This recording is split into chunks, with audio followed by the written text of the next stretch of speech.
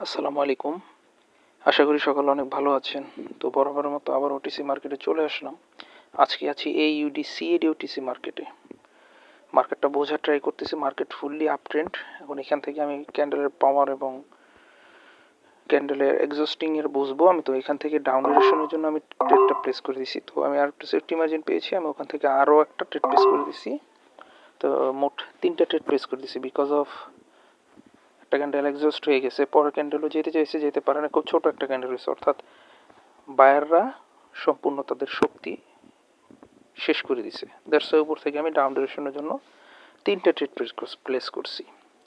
বেশি trade place করবো না, অল্প কিছু ট্রেড প্লেস করবো। মার্কেট থেকে যতটুকু প্রফিট আসে নিয়ে বের হয়ে যাবো। দেখেন আমার কিন্তু অলমোস্ট প্রফিট হয়ে গিয়েছে এবং ক্যান্ডেল আমার এন্ট্রির নিচে ক্লোজিং দিয়েছে।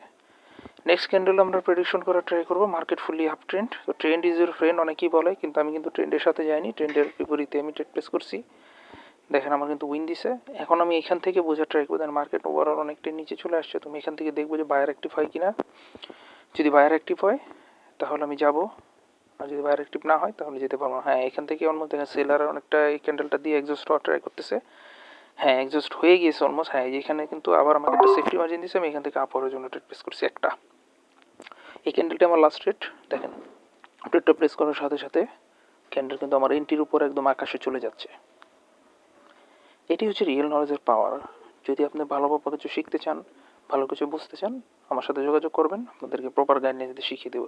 ট্রেডিং আসলে কঠিন কিছু না। আসলে আমরা আপনাদেরকে কঠিনভাবে বোঝানো হয়, এই জন্য কঠিন মনে হয়। আসলে ট্রেডিংটা আসলে কোনো কঠিন না। আপনি যদি নিজের সাইকোলজি ঠিক রাখেন, নিজের ইমোশন কন্ট্রোল রাখেন, এখান থেকে প্রতিদিন আপনি ভালো ভালো প্রফিট বের করে নিয়ে আসতে পারবেন।